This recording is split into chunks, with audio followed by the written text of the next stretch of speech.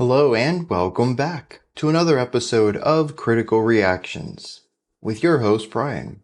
We're going to wrap up this whole theme of exploring music that is based on other media, looking at a track that I assume is going to be based off of the sci-fi cult film Blade Runner, because the name of the song is Blade Runner. It's by the band Beast in Black. We have a lot of the B sound going on for this one. Let's just dive straight into this and see what Beast in Black is bringing to the table today.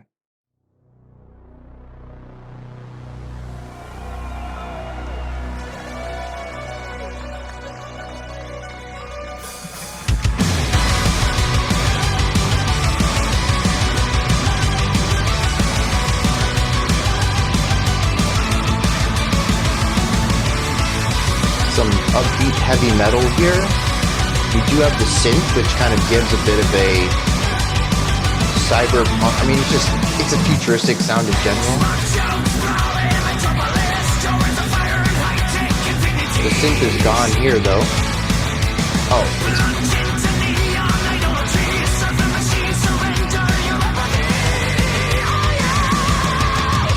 So it comes back for the punctuating part of the phrase.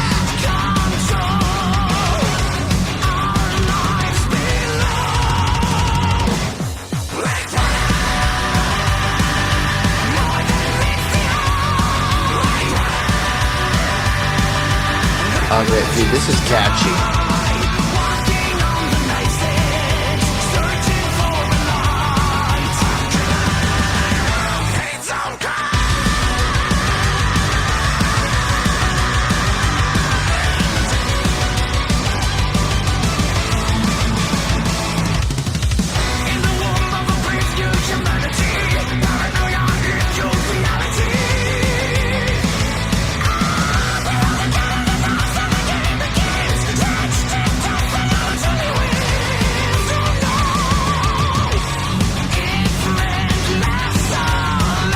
I do like that little harmonic turn there. What is this, a pre-chorus?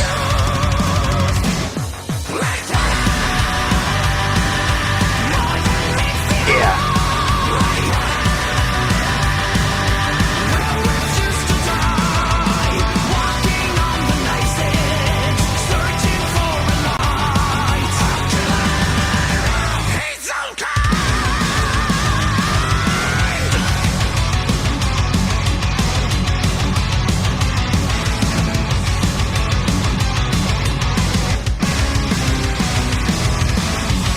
Yeah, the dotted quarter rundown.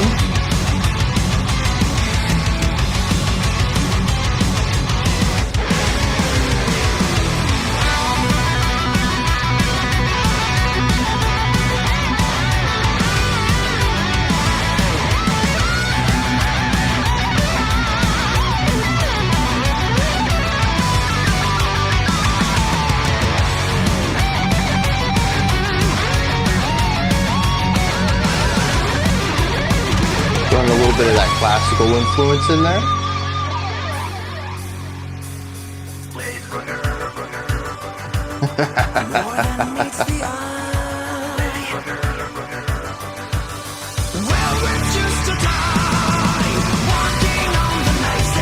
Okay.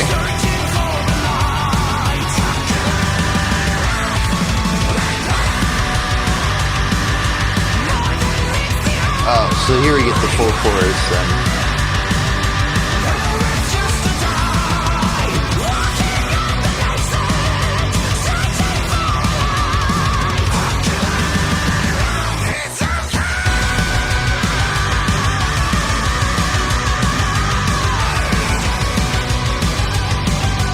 Alright.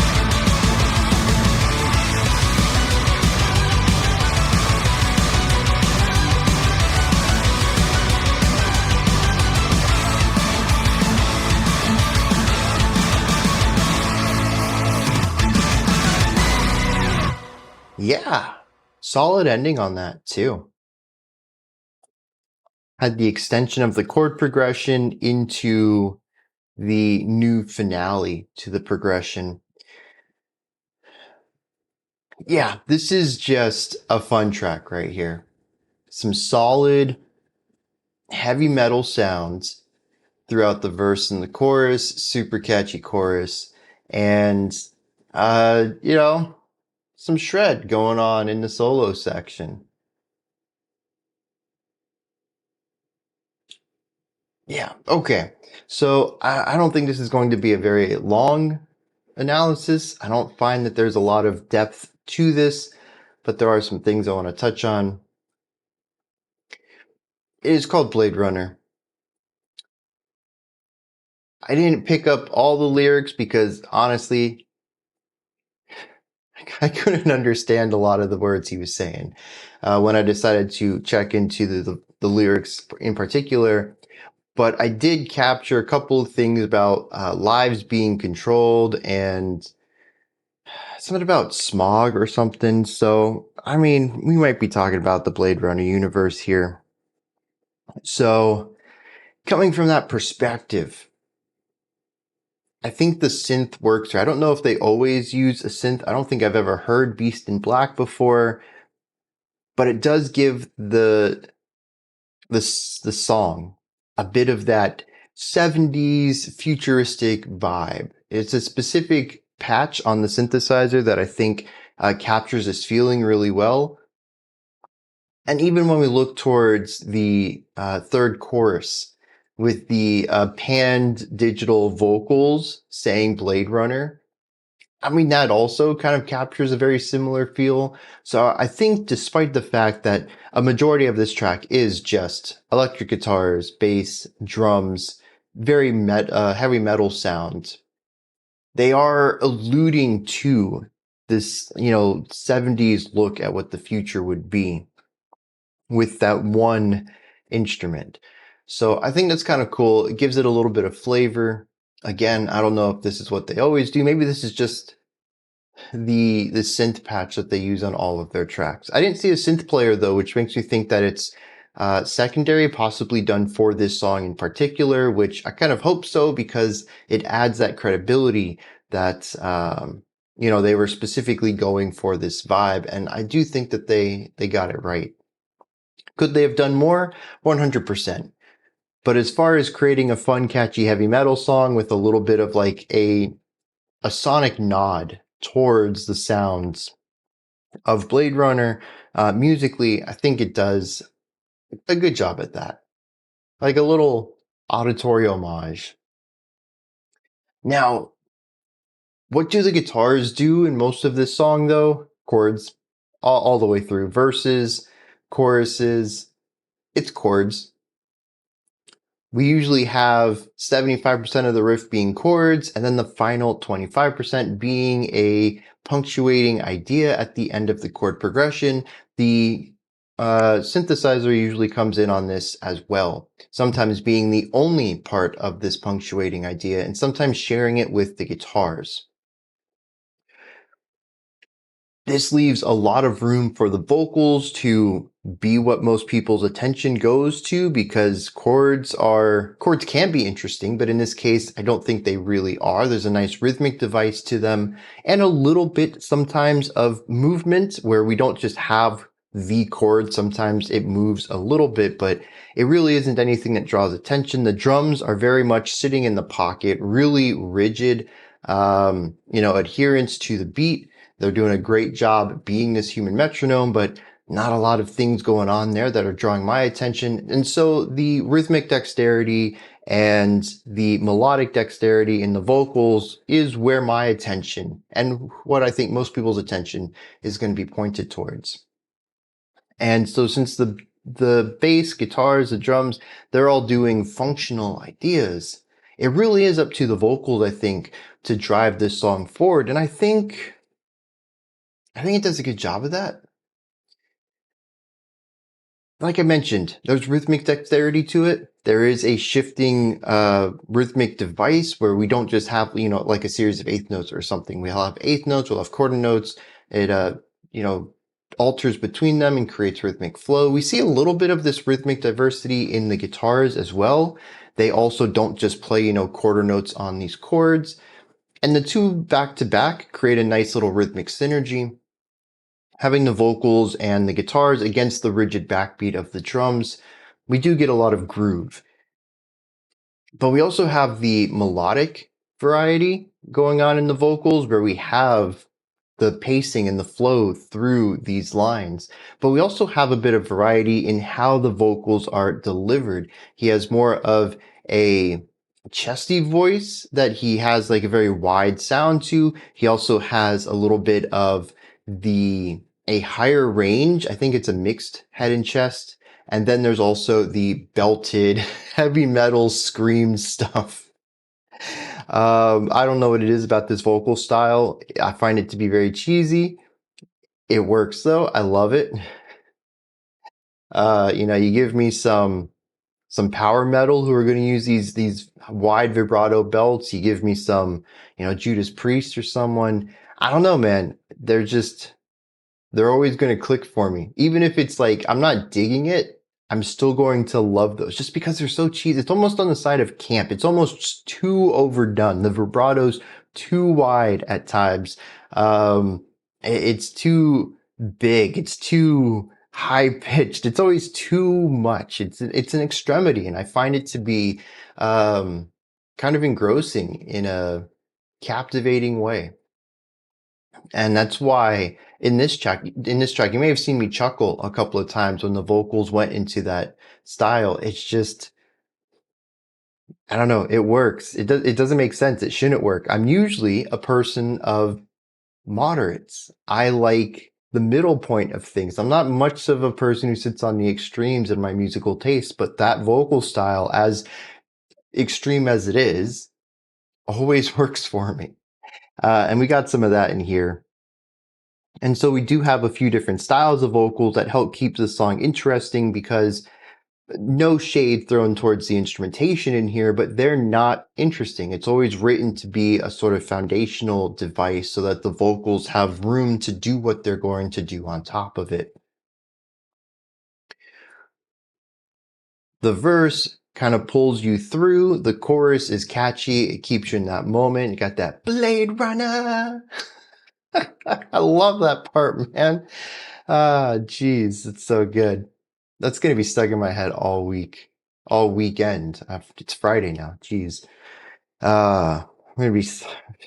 I'm just gonna start. I'm gonna break out into song. I'm not a good singer. You may have just heard me attempt that part, probably out of key, but I will certainly be singing that. I will annoy everyone around me because it's gonna be stuck in my head. It's such a good chorus. That takes us to the bridge, though. I was both surprised and underwhelmed by the solo. Surprised because the guitars did not show any level of complexity in the verse or chorus. And we get here, and the dude can shred.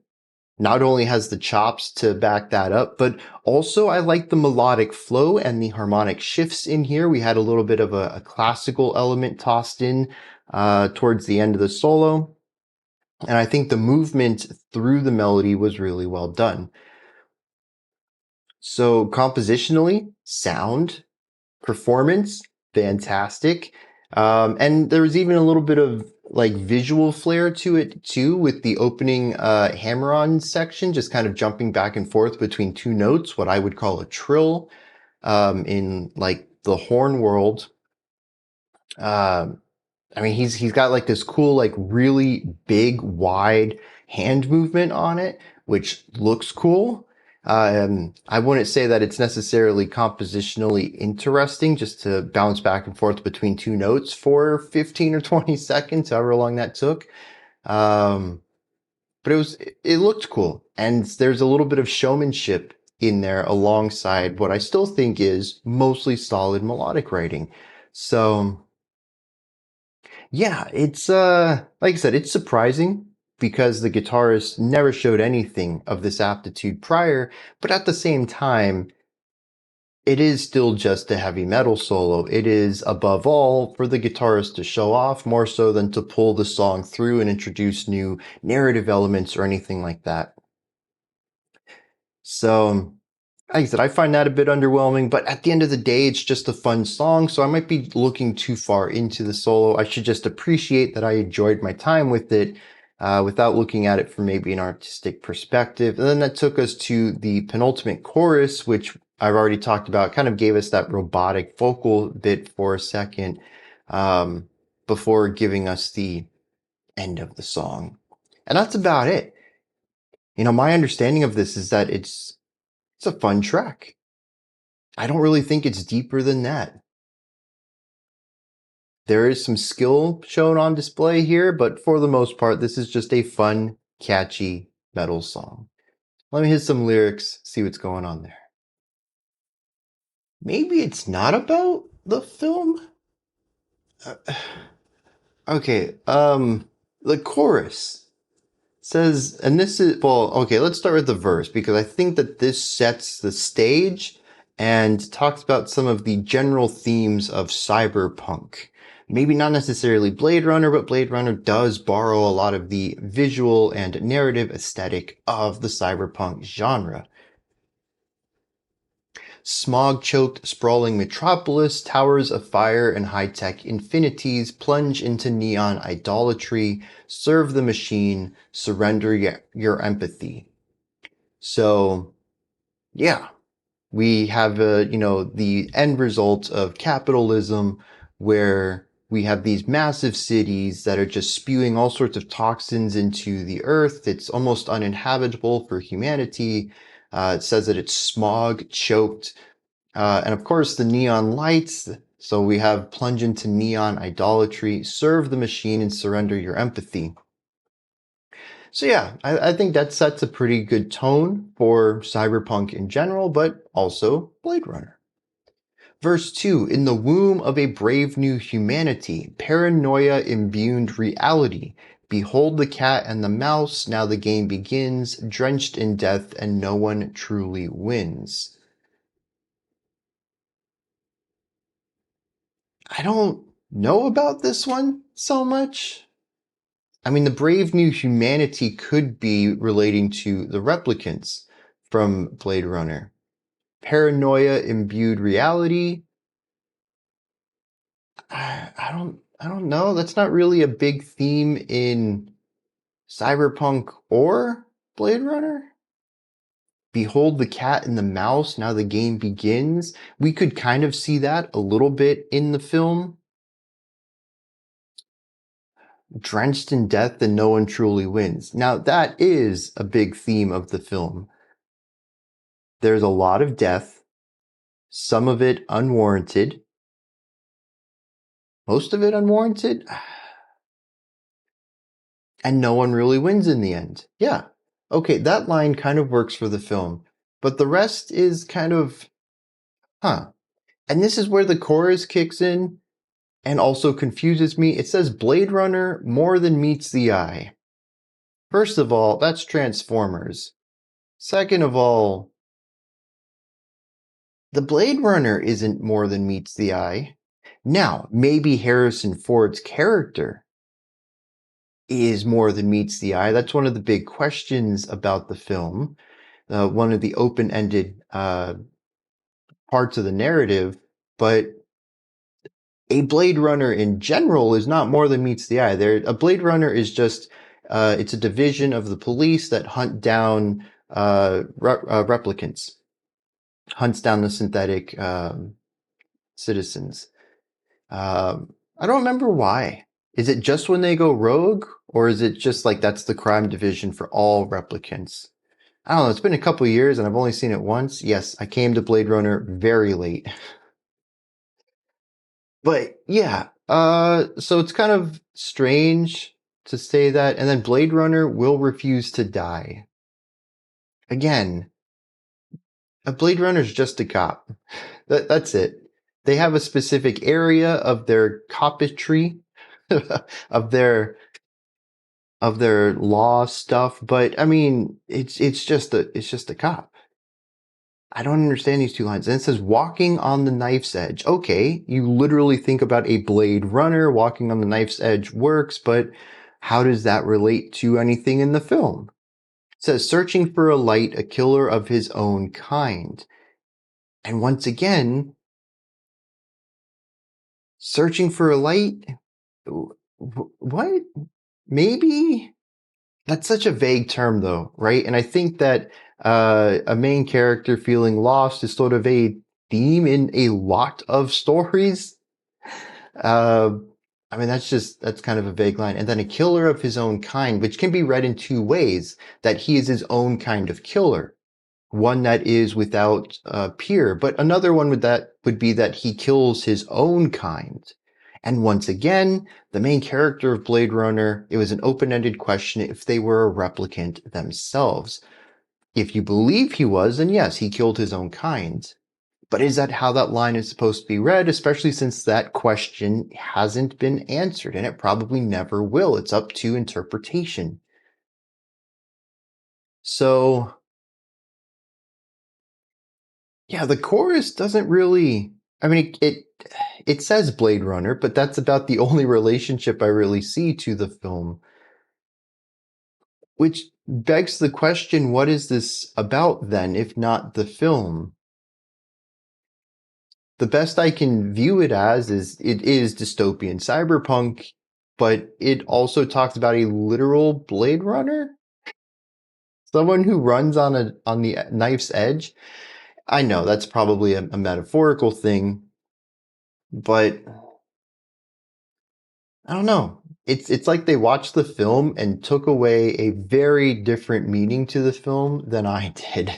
And then they wrote about that. And I'm just having a hard time seeing their perspective on the story if it is what they wrote about. So anyways, though, does it match the music? The music's just a catchy heavy metal track. Like I mentioned, I think they did a great job bringing in the synth, which captures some of that 70s futuristic vibe. But beyond that, I don't think there's really anything to line up here. It's just a solid heavy metal song and some lyrics put on top of it.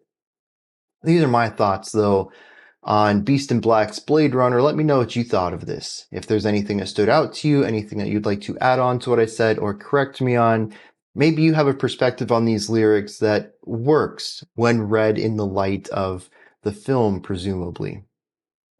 Maybe you have a different connection. Maybe there's another piece of media that you see in here. Excuse me. Let me know. Put that stuff in the comment section. And any other thoughts you might have about this. Above that, in the description box, you'll find a link to Linktree. Takes you here. You can find ways to support the channel, a link to the Discord server. Uh, what else is, oh, a link to my music. Usually I list that one first. That's what threw me off. And a lot of other stuff. Go ahead and check it out. Above that, if you could, like, subscribe, and ring the bell. I greatly appreciate all three of those. All right, that wraps it up for today. I'll be back tomorrow, though, 5 p.m. Eastern Standard Time, 9 p.m. UTC as usual. We're going to check out a full album. Until next time, remember to be critical, not cynical, of the music you listen to, and have a fantastic morning, afternoon, or evening, whenever you choose to watch my videos.